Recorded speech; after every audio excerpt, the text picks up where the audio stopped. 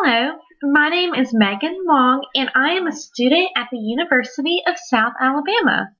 I am receiving my master's degree in English for Speakers of Other Languages, and this presentation is for a graduation requirement. So, you're probably currently asking yourself this question: who are you and why am I here? Although many of you are only sitting through this course because you have to, I hope you understand the importance of this professional development session.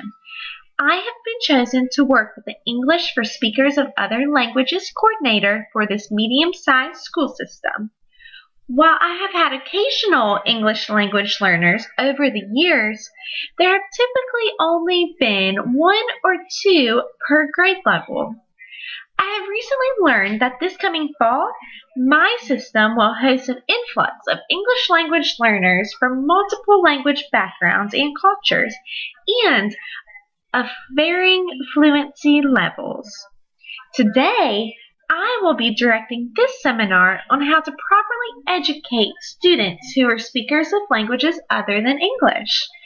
After today, my hopes are that each and every teacher in this county will be prepared to effectively educate and welcome this particular population of new students.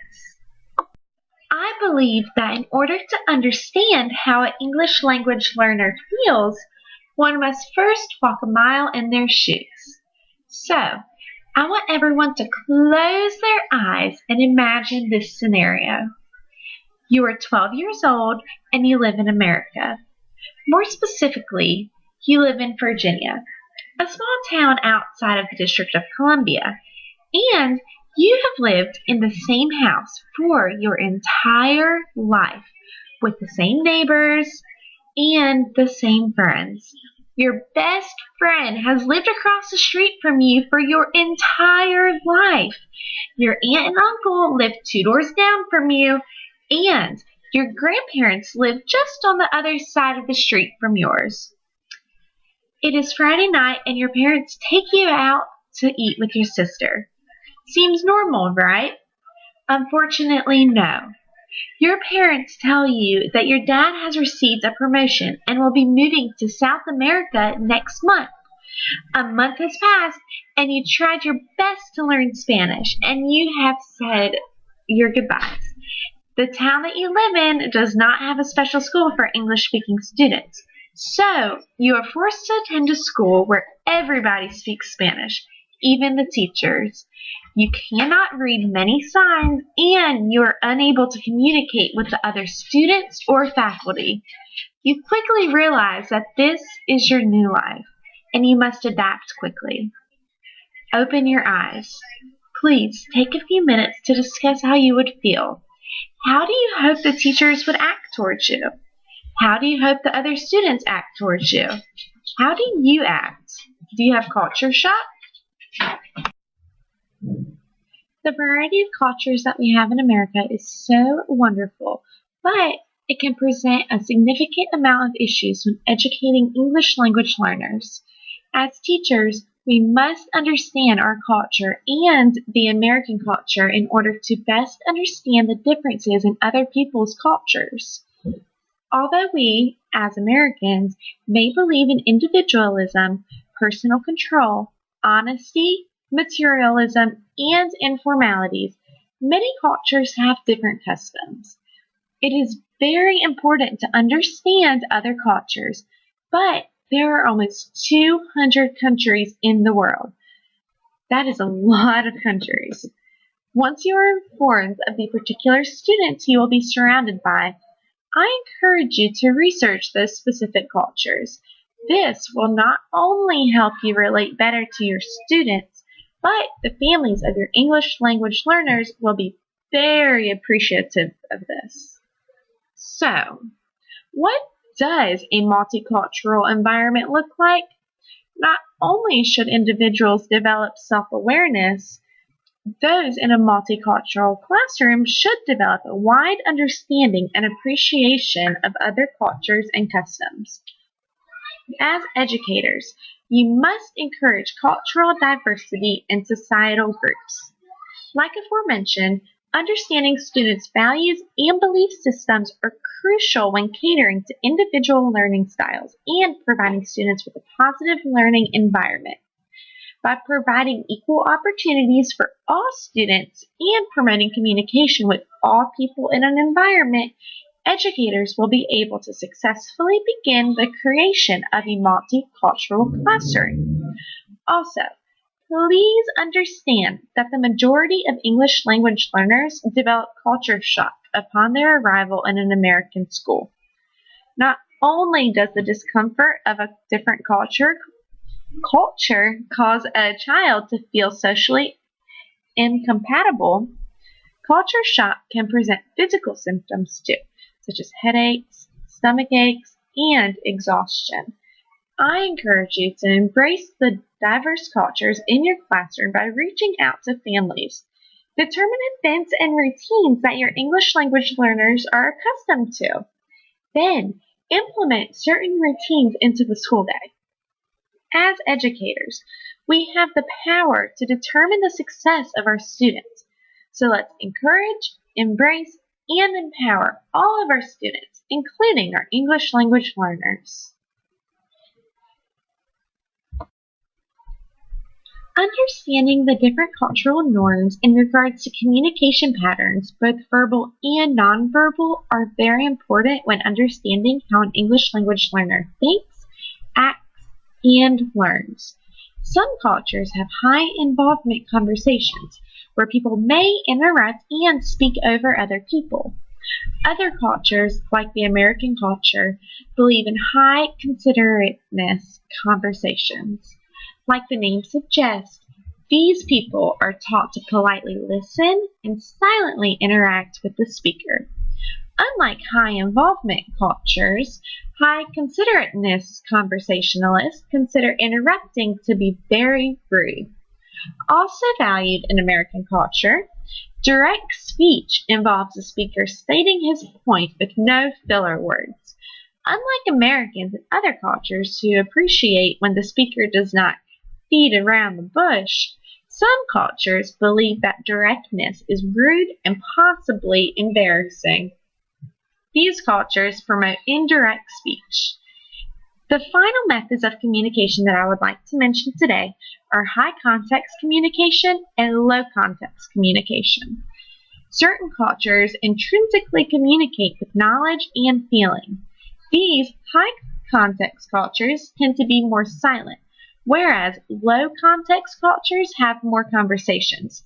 People in low context cultures, such as Americans, explain the specifics of many topics. Now, I quickly want to mention some nonverbal communication techniques that vary between cultures.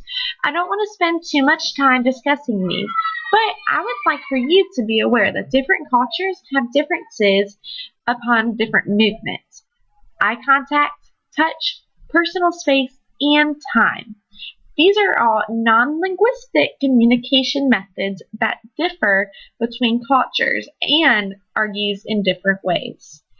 If an English language learner is doing something that is out of the ordinary and unusual, consider that, just maybe, this action or emotion is what the student is accustomed to. Like always, I encourage you to research the verbal and nonverbal communication techniques that are prevalent in your English language learners' cultures, because this will help you better understand the student's words and actions. Now, I would like you to think about and discuss how you would currently react if this next situation occurred to you. You have a new student who does not speak or understand English. You were told that she received high grades at her previous school prior to moving to the United States. Your other students are uncomfortable around this new student, and you kind of are too. What do you do? How can you allow the English language learner an opportunity to succeed? Has this ever happened to you? What is your experience with English language learners? Go ahead and discuss this for a few minutes with your neighbors. Although there are many theories on the best way to educate English language learners, I believe that you must determine how your students best learn. I would like to explain some of the methods that have been used to educate English language learners. Keep in mind that you may not use just one method. Rather, you may decide to combine a few different teaching techniques to best cater to your English language learners. The grammar translation method does not typically produce fluent speakers, but rather to teach students to read and exercise their brains. When educators decided that the grammar translation method was not beneficial to students, some teachers began implementing the direct method.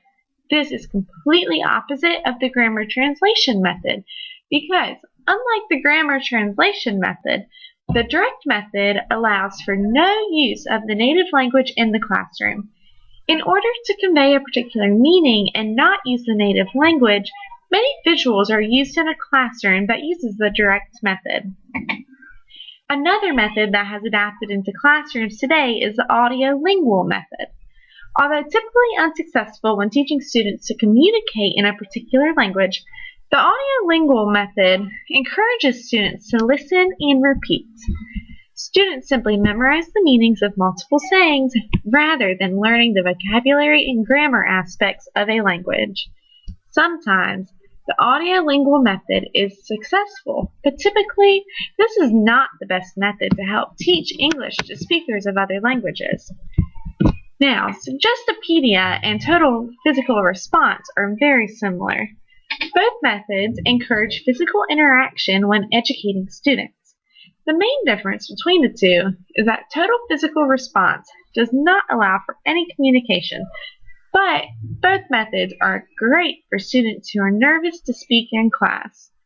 Total physical response, also known as TPR, is also used during the natural approach because in the natural approach, students do not learn grammar, but rather simply oral language. The final method that I want you to understand is the communication approach. This method involves learning through actions. Group work and varied activities encourage communication, which assists in developing an English language learner's ability to communicate in English. Although there are many different methods and theories, I encourage you to try out a variety of teaching techniques with your students. Determine which methods work best for you, and determine which methods work best for your English language learners. How many of you have no idea where to even begin with when determining how to develop your curriculum if you have English language learners in your classroom? I know it may seem scary, but you will be surprised how beneficial it will be to have English language learners in your classroom. When immersing students in the English language, integrating language and content will definitely help you out. Teaching language throughout content will allow English language learners to become interested in certain topics and information, which makes learning both content and language very interesting. There are many different methods to teaching through an integrated curriculum, but I just want to mention a few today. Giving a student the opportunity to have an adventurous learning experience is considered to be experiential learning. Opposite of experiential learning is content-based language learning. Like the name suggests, an academic subject is discussed while language skills are being developed during content-based language learning. If a student already understands some English, specifically designed academic instruction in English may be the best technique to educate an English language learner. This technique involves only teaching subject matter in English. A child's primary language is not used at all if a teacher uses this technique. The final teaching technique that I would like to mention is the language experience approach, which teaches through stories. By having students develop stories, they are actively engaged in the lesson while learning both content and language skills. Regardless of the teaching technique that you decide to use, you must plan every aspect of your curriculum. Develop lessons that encourage language and subject content to be broadened in order to most effectively educate your English language learner. By integrating content-based knowledge and language acquisition skills, you will be able to provide students with meaningful discussions and learning opportunities. I mentioned earlier that every student will benefit from having an English language learner in your classroom, and that is especially true when developing lessons based off of Bloom's taxonomy. By keeping in mind the 3 domains of learning, which are the cognitive domain, the affective domain, and the psychomotor domain, I am positive that every single student in your class will have a better, more effective learning experience. Although we have all learned about Bloom's taxonomy, I encourage you to freshen up on your Bloom's knowledge if necessary. By incorporating activities that appeal to many different intelligences, you will be able to educate your English language learners as well as your English-speaking students. Every English language learner will have struggles during some point in their English adventure, but understanding which level your students are on will assist you in determining how to best educate the students. Level 1 students are those students who are in the beginning stages of language development. These students may be able to respond by pointing or gesturing, but most Level 1 students will not do more than that. Visuals are very important to use when educating a Level 1 student. During the Level 2 stage, students will begin to understand more detail and are beginning to read and write more independently. Although visuals are still important when teaching Level 2 students, try to allow these students to interact with other students as much as possible. This will bump a Level 2 student to a Level 3 student. In the developing level of language proficiency, language learners for English can participate in academic discussions, so promoting academic concepts in a group setting is very important. By the time a student is at Level 4, the student is able to analyze, debate, and justify topics in order to intensify their vocabulary, provide extensive opportunities to advance their language development.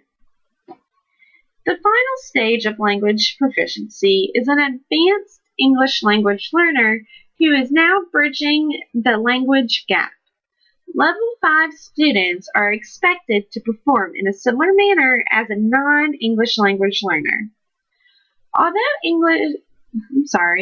Although Level 5 students still receive services from the English as a Second Language professional, these students should be self-sufficient for the most part.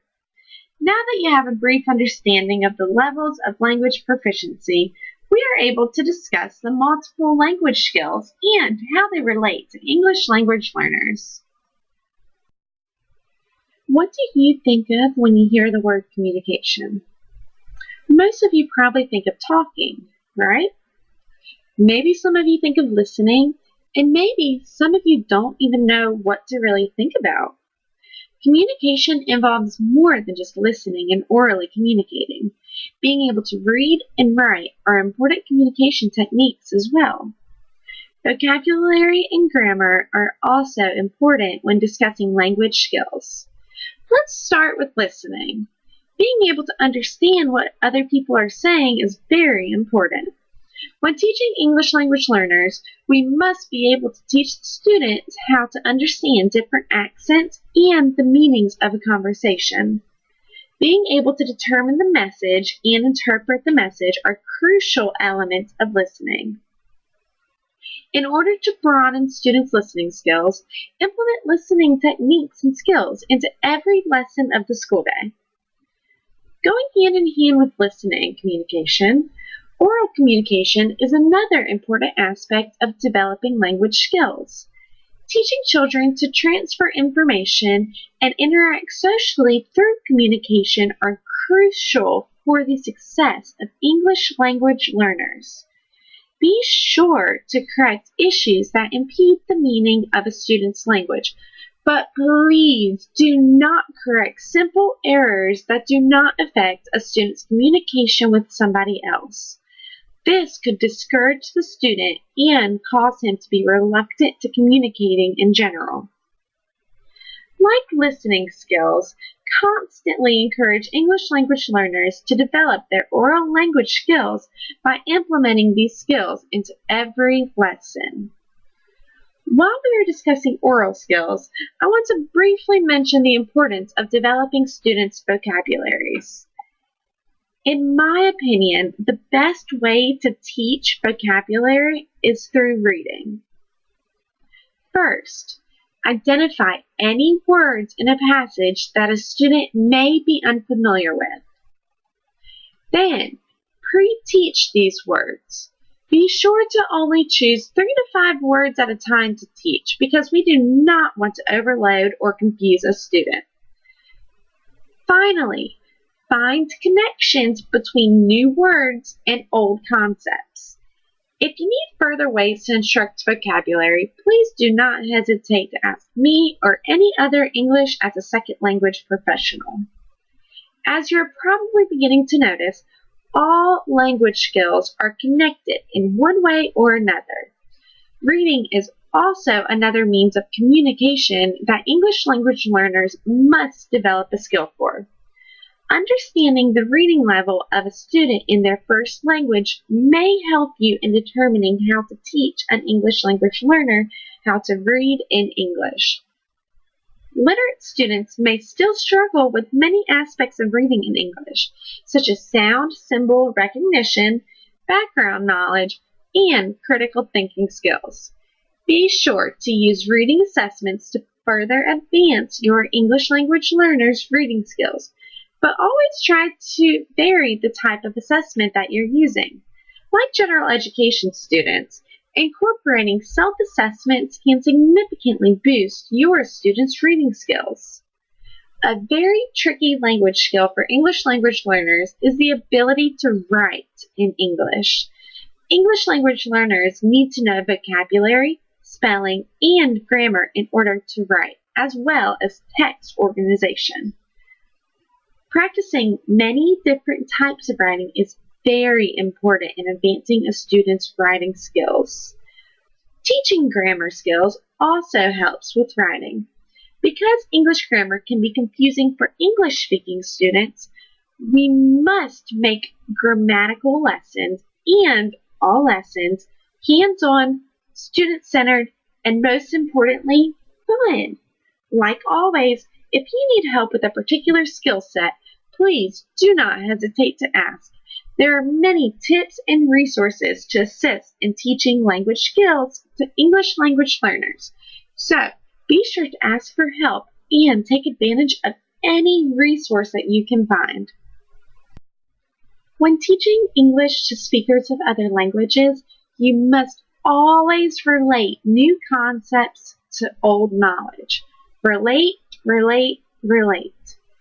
Whether you are teaching math, music, drama, art, social studies, science, or any other subject, relating new information to old information is crucial to a student's success. Communication with others is very important when educating English language learners because, like every child, teachers also have different experiences. Take advantage of the experiences that other teachers have had with English language learners. Although there are many ways to do so, I would like to ask you to discuss with your partners ways that you can teach English to speakers of other languages through content areas. Go ahead and take a few minutes to do this. Before we are dismissed, I would like you to take a few minutes to discuss with your tables ways that we can involve our English language learners and their families in our community. I ask that each group comes up with a way to encourage family involvement at home, in school, and in the community. If you have any of my previous students or coworkers, they will tell you that I love Dr. Seuss. So, I'm going to leave you with this quote. You're about to embark on an amazing journey. I'm not promising that it will be easy. Actually, I assure you that it will not be easy. There will be many mountains that you will have to climb, but I have faith in each of you that you will successfully educate your English language learners. If you need assistance, please ask. I will be here to help you in any way possible. I can promise you this. Teaching English language learners is so rewarding. They will be so thankful for your help and guidance. Some students may not speak to you at all, and that is okay. Just do not give up on these children because they need your help. So, as Dr. Seuss says, you're off to great places. Today is your day. Your mountain is waiting, so get on your way.